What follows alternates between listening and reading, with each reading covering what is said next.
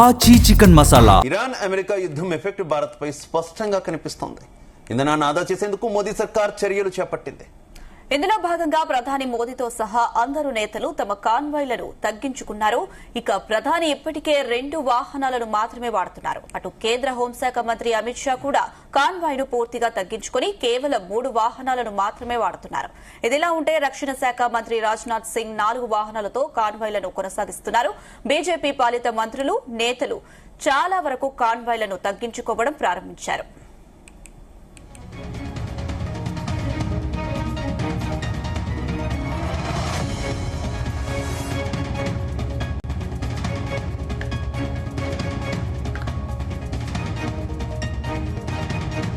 ఇలా ఉంటే మోదీ పిలుపుతో తెలుగు రాష్ట్రాల్లోనూ సీఎంలు కాన్వాయ్లను తగ్గించుకుంటున్నారు. ఇప్పటికే చంద్రబాబు నాయుడు తన కాన్వాయ్లోని 7 వాహనాలను తగ్గించుకుని కేవలం 4 వెహికల్స్ లోనే కాన్వాయ్ను పరిమితం చేసుకున్నారు. అటు డిప్యూటీ సీఎం పవన్ కళ్యాణ్, మంత్రి లోకేష్ కూడా తన కాన్వాయ్లను పూర్తిగా కుదించుకున్నారు.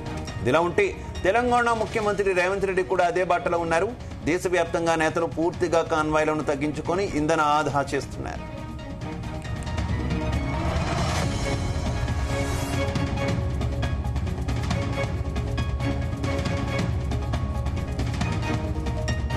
ఇక నేతల ఇంధన పొదుపు ఆదాకు సంబంధించి మరింత సమాచారం మా చీఫ్ న్యూస్ కోఆర్డినేటర్ రాధాకృష్ణ అందిస్తారు. రాధాకృష్ణ, ప్రధాని పిలుపు మేరకు దేశవ్యాప్తంగా కూడా కీలక పదవుల్లో ఉన్నటువంటి నేతలు, ముఖ్యంగా Z+ కేటగిరీ పొందుతున్నటువంటి కీలక నాయకులంతా కూడా తమ కాన్వాయ్లను తగ్గించుకుంటున్నటువంటి పరిస్థితి. తెలుగు రాష్ట్రాల్లో కూడా అదే ట్రెండ్ కంటిన్యూ అవుతున్నట్టుంది.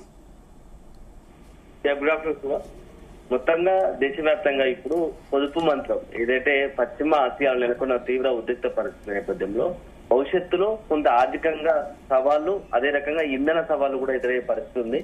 ఈ నేపథ్యంలో ప్రధాని నరేంద్ర మోడీ సూచన మేరకు తను పాటిస్తూ ఇతరులను పాటించేలా కొన్ని నియమాలు చెప్తున్నాడు. సో ప్రస్తుతానికి మోడీ చేసినటువంటి ఏదైతే వాహన శ్రేణి ఉందో ప్రోటోకాల్ ప్రకారం మోడీకి హై సెక్యూరిటీ ఒక వాహన శ్రేణి ఉంటుంది.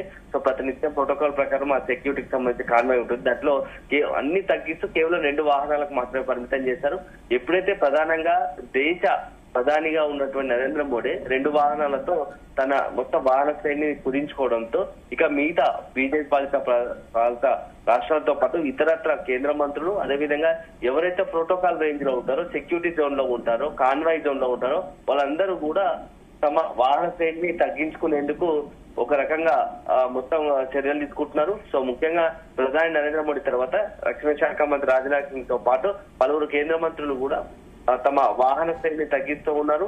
దీంతో పాటుగా తెలుగు రాష్ట్రాలకు సంబంధించి కూడా ముఖ్యమంత్రిగా ఉన్నటువంటి ఆంధ్రప్రదేశ్ ముఖ్యమంత్రిగా ఉన్న చంద్రబాబు నాయుడు కావచ్చు, ఉప ముఖ్యమంత్రి పవన్ కళ్యాణ్ తో పాటు మంత్రి నారా లోకేష్ కూడా తమ వాహన శ్రేణిని తగ్గించుకున్నట్టుగా ఇప్పటికే ప్రకటించారు. దానికి సంబంధించిన వీడియోలు వచ్చాయి.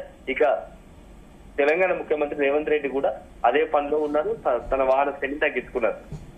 సో దీంతో ప్రజలు ఒక అవగాహన కల్పించాలని, అదే సందర్భంలో అనవసరంగా ఎక్కువ వాడకం, పెట్రోల్ డీజిల్ వాడకం మంచిది కాదు అనే ఒక ఉద్దేశాన్ని జనాల్లోకి తీసుకెళ్లాలి. ఎందుకంటే అంత హై సెక్యూరిటీ ప్రోటోకాల్ ఉన్న నేతలే వాడుతున్నప్పుడు మనం ఎందుకు వాడకూడదు అంటే సాధారణ ప్రజలకు సైతం కూడా అవగాహన కల్పించేలా ఇప్పుడు నేతలు తీసుకుంటున్నటువంటి చర్యలు ప్రధాని నరేంద్ర మోడీతో పాటు అంతా కూడా కొంత అభినందనలు వెలుస్తున్నాయి. ఈ సందర్భంలో సామాన్య మానవులు కూడా అదే స్థాయిలో కొంత ఈ యొక్క పొదుపు మంత్రం పాటించేలా చూడాలి. ఎందుకంటే కొంత రెక్కాడితే డొక్కాడగా పరిస్థితి ఉంటుంది. ఖచ్చితంగా ఉద్యోగం చేయాల్సిన పరిస్థితి.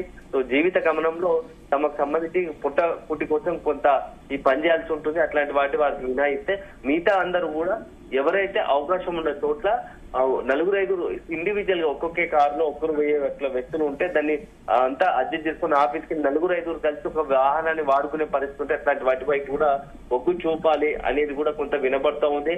సో రోజు ఇంకా ప్రస్తుతానికి ఎట్లుందంటే భవిష్యత్తులో కొన్ని పెళ్లి సవాళ్ళు ఎదురయ్యే అవకాశం ఉంది. ఎందుకంటే అరుణాచల్ సంధికి సంబంధించి పశ్చిమాసియాలో నెలకొన్న ఉద్రిక్త పరిస్థితుల్లో అరుణాచల్ సంధి పైన ఇరాన్ పట్టు వేయడం లేదు. అది ఎప్పుడు కూడా దానిపైన స్పష్టత వస్తుందో లేదు. ఎక్కడ సానుకూల వాతావరణం మళ్ళీ ఇబ్బంది లేని పరిస్థితి ఏర్పడుతుందో కూడా ఎవరు చెప్పలేని పరిస్థితి, అంచనా వెళ్ళని పరిస్థితి. సో దీంతో ఇప్పటికే వివిధ రష్యాతో పాటు ఇతర దేశాల నుంచి పెద్ద ఎత్తున మనం చమురు దిగుమతి చేసుకుంటాం. ఈ చమురు దిగుమతి కోసం 1000 కోట్లు మనం ఖర్చు పెడతా ఉన్నాం. ఈ 1000 కోట్లు ఖర్చు పెట్టడం వల్ల అల్టిమేట్ గా దేశ ఆర్థిక పరిస్థితి పైన ఒక రకమైన పెను ప్రభావం చూపుతా ఉంది. దాదాపు ఆయిల్ కంపెనీలే ప్రతి నెల సుమారుగా 30,000 కోట్ల పైగా కూడా మేము నష్టం భరించాల్సి వస్తుంది, నష్టపోతున్నాము. సో ఇదే కంటిన్యూ అయితే మేము అసలు ఆయిల్ సరఫరా కూడా చేయలేము. అప్పుడు అదే జరిగితే మొత్తం యావత్ దేశం కూడా కొంత తీవ్ర ఇబ్బంది పరిస్థితుల్లోకి వెళ్తుంది, అన్ని రంగాలు కూడా పెను ప్రభావం చూపే అవకాశం ఉంటుందని చెప్పేసి కొంత చేస్తే ఈ నేపథ్యంలోనే కేంద్రం చొరవ చూపింది. భవిష్యత్తులో కొన్ని ఎదురయ్యే సవాళ్లను ముందుగానే పసిగట్టి వాటి నుంచి బయటపడేందుకు అన్ని మార్గాలు చూస్తోంది. పెట్రోల్ డీజిల్ వీలైనంత వరకు సాధ్యమైనంత వరకు అంటే అనవసరంగా వృధా కాకుండా తగ్గించుకునే ప్రయత్నం ఒకటైతే ఈవీ వెహికల్స్ ను ఏదైతే ఎలక్ట్రిక్ వెహికల్స్ ను విద్యుత్ సంబంధించి ఎలక్ట్రిక్ వెహికల్ కార్లు కావచ్చు, బైకులు కావచ్చు సబ్సిడీ ఇస్తూ పోతే వాటిని ఎక్కువ వాడాలని చెప్పేసి మోడీ సూచించారు. వీళ్ళంత వరకు ఎలక్ట్రిక్ బైక్లు ఎలక్ట్రిక్ కార్లు వాడితే బెటర్, ఎందుకంటే పెట్రోల్ డీజిల్ వాడకాన్ని తగ్గించాల్సిన అవసరం ఉందని చెప్పేసి అదొక అంశం అయితే. మరోవైపు ప్రధాని మోదీతో పాటు రాష్ట్రాల ముఖ్యమంత్రులు కీలక నేతలంతా ఒక మంచి మెసేజ్ ఇస్తున్నప్పటికీ కూడా కొంత వారి భద్రత మీద కూడా ఆందోళన కలిగిస్తుంది కదా. ఇప్పుడు తీవ్రవాదుల నుంచి ప్రధాని మోదీకి ఎన్నోసార్లు థ్రెట్ ఉన్నటువంటి సిచ్యువేషన్ మనం చూసాం. ఇటు నక్సలైట్ల బారిన కూడా గతంలో ఏపీ సీఎం చంద్రబాబు కూడా పడినటువంటి పరిస్థితి. ఇలాంటి సిచ్యువేషన్ నేపథ్యంలో వారు ఆ స్థాయిలో ఏకంగా ప్రధాని అయితే 2 కార్లకే పరిమితం చేసుకున్న నేపథ్యంలో కొంత వారి అభిమానులు ఫాలోవర్స్ నుంచి కొంత ఆందోళన కూడా వ్యక్తమవుతున్నటువంటి పరిస్థితి కదా, ఏమనుకోవాలి? ఇప్పుడున్న పరిస్థితులు హై సెక్యూరిటీ జోన్ అంటే అది కూడా కొంత సిచ్యువేషన్ ముందే ఇంటెలిజెన్స్ అన్ని రకాలుగా భద్రతాపరమైన చర్యలు తీసుకున్న తర్వాత ఇలాంటి నిర్ణయాలు ఉంటాయి. ఎక్కడైనా సరే అంత హై సెక్యూరిటీ జోన్ లో ఉన్నప్పుడు, ఎందుకంటే దేశ ప్రధాని కాబట్టి అతనికి ఉండాల్సిన సెక్యూరిటీ ఉంటుంది, అతని ఫాలో అప్ ఉంటుంది. కాకపోతే అతని వాహన శ్రేణిలో ఉన్నటువంటి సెక్యూరిటీ పరంగా అన్ని జాగ్రత్తలు తీసుకుంటారు. అదే సందర్భంలో ప్రధాని వెళ్తున్న ప్రతి మూవ్మెంట్ కూడా ఎప్పటికప్పుడు క్యాచ్ చేస్తూ ఉంటారు, సెక్యూరిటీ పరంగా అన్ని తీసుకుంటారు. కాకపోతే వాహన శ్రేణి ఎక్కువ వాడడం వల్లనే కొంత అదే పొదుపుకు సంబంధించి పెట్రోల్ డీజిల్ సంబంధించి ఎక్కువ వినియోగించబడుతుంది, ఎక్కువ వినియోగం జరుగుతుంది. కాబట్టి దీనివల్ల నష్టం జరిగే అవకాశం ఉంటుంది. సో ప్రస్తుతం నేనే అంటే ఒక ప్రధానిగా సందేశం ఇవ్వాల్సింది కాబట్టి తను పాటిస్తేనే ఇతరులు పాటించే అవకాశం ఉంటుంది. కాబట్టి దాంట్లో భాగంగా తీసుకుంటున్నారు.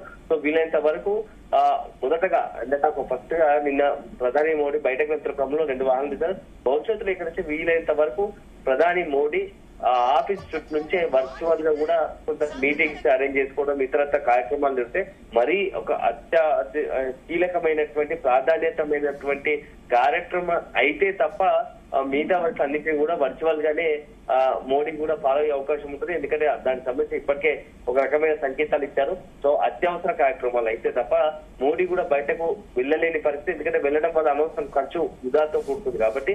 సో దాంతో పాటుగా మీరు అన్నట్టుగా సెక్యూరిటీతో కూడుకున్న అంశం, ఎందుకంటే 2 రకాలకు ఉంటుంది. ఎందుకంటే దేశ భద్రత ముఖ్యము, అదేవిధంగా దేశ కీలక నేతల సెక్యూరిటీ కూడా ముఖ్యం కాబట్టి.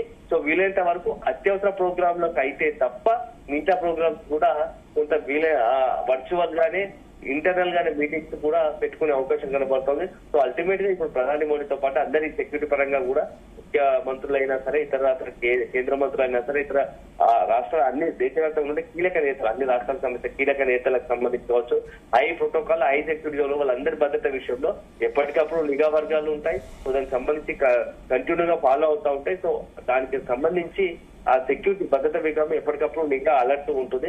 దాని గురించి పెద్దగా ఆందోళన చెందడం అవసరం లేదని చెప్పేసి కూడా కేంద్రం చెప్తా ఉంది. మోడీ లాంటి వ్యక్తి 2 వాహనాలతో ఉంటే హై సెక్యూరిటీలో కొంత మొత్తం సెక్యూరిటీ పరంగా ఇంటెలిజెన్స్ నుంచి కావచ్చు, నిఘా వర్గాల నుంచి కావచ్చు, మొత్తం భద్రతల నుంచి కూడా కొంత పూర్తి స్థాయిలో క్లియరెన్స్ వచ్చాకే వాళ్ళు బయలుదేరుతారు. సో అట్లాంటి ప్రోటోకాల్ ఉంటుంది కాబట్టి ఉన్న నేపథ్యంలో ఇది ప్రస్తుతానికైతే మనకు ఉన్నటువంటి మేజర్ ఇష్యూలో ఇప్పుడు పొదుపు వీలైనంత వరకు ఎంతవరకు పొదుపు చేసుకుంటే అంత మంచిది. పెట్రోల్ డీజిల్ వాడకాన్ని తగ్గించుకుంటే బాగుంటుంది. అనవసరపు తిరిగే వాళ్లకు ఇది ఒక మెసేజ్ లాగా ఉంటుంది. ఎందుకంటే కొంత ఏంటంటే ఈ అవసరం లేకుండా టైం పాస్ కు తిరిగే వాళ్ళకి సంబంధించి ఒక మెసేజ్ పాస్ చేయాలనే ఉద్దేశంతోనే ఉంటుంది. అదే సందర్భంలో కొంత వృధా కాకుండా కూడా చూడాలి. ఎందుకంటే భవిష్యత్తులో మరింత మనకు పెను భారం పడే అవకాశం ఉంటుంది. ఆ భారాన్ని తగ్గించుకునేందుకే మనం ఇట్లాంటి నిర్ణయాలు ఉంటాయని చెప్పేసి ప్రధాని నరేంద్ర మోడీ చెప్తారు. సో భవిష్యత్తులో ఇంకా ఎట్లాంటి నిర్ణయాలు ఉంటాయి. ఇప్పటికైతే కేవలం పెట్రోల్ డీజిల్ అన్నారు, ఇంకా ముందు కూడా కొన్ని కీలక నిర్ణయాలకు తీసుకునే అవకాశం ఉంది. నిన్న క్యాబినెట్ భేటీ జరిగింది, కేంద్ర క్యాబినెట్. ఆ భేటీలో అన్ని కీలకమైన నిర్ణయాలు తీసుకుంటారు. సో ఇది ఒక వైపు ఇట్లా తీసుకుంటూనే మరోవైపు పెట్రోల్ డీజిల్ కూడా పెంచక తప్పని పరిస్థితి ఉంది. ఎందుకంటే గ్యాస్ ధర ఇప్పుడే పెరిగింది. సో ఇంకా భవిష్యత్తులో కూడా పెట్రోల్ డీజిల్ సంబంధించి ధరలపై విషయంలో కేంద్రం మరింత స్పష్టత వారం రోజులు ఏదైనా నిర్ణయం తీసుకునే అవకాశం కనబడుతోంది. ధర ఖచ్చితంగా ఎంతో కొంత పెంచాల్సిన అనివార్యత ఏర్పడింది.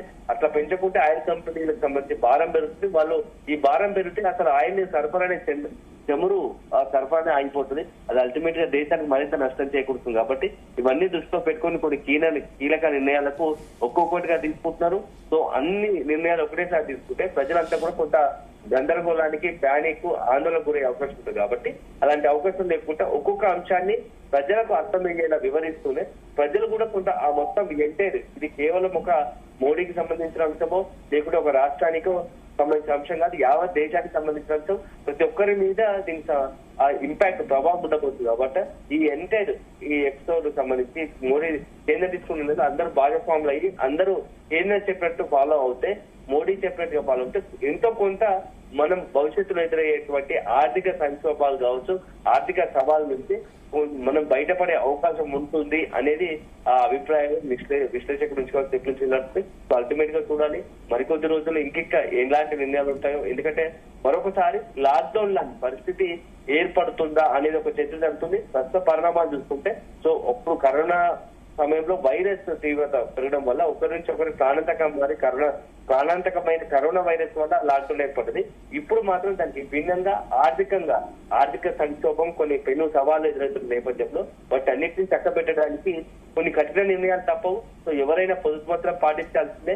ఎక్కడైతే అట్లా పాటించకపోతే మొత్తం అస్తవ్యస్త గందరగోళం అవుతుంది. సో దేశ పరిస్థితి అగాధంలో బతుకుతుంది. కాబట్టి అట్లాంటి పరిస్థితులు రాకుండా ఉండాలంటే ముందస్తుగానే దిద్దుబాటు చర్యలు చేపట్టాలి. కాబట్టి దాంట్లో భాగంగానే ఒక్కొక్కటిగా కొన్ని కీలక నిర్ణయాలు తీసుకుంటున్నారు. సో ప్రస్తుతానికైతే ఇది ఈ పొదుపు మంత్రం ఏదైతే పెట్రోల్ డీజిల్ మీద ఉన్నది, తర్వాత మరింత ఎందుకంటే బంగారం కొనొద్దని చెప్పడం వెనుక విదేశీ మారక విలువలు రిటర్న్ తగ్గుతున్నాయి. కాబట్టి దాన్ని బేరీ చేసుకుని ఒక్కొక్క నిర్ణయం ఉండబోతోంది. ప్రస్తుతానికి ఉన్నాయి. ఇక భవిష్యత్తులో మరిన్ని కొన్ని కీలక సంచలన నిర్ణయాలు ఉంటాయి. సో వాటి అందరూ కూడా ఫాలో అవుతుంది. ప్రస్తుతానికి అయితే కేంద్రం కొంత గైడ్ లైన్స్ కూడా పెట్టే అవకాశాలు కనబడుతున్నాయని చెప్పవచ్చు. Right, okay, thank you.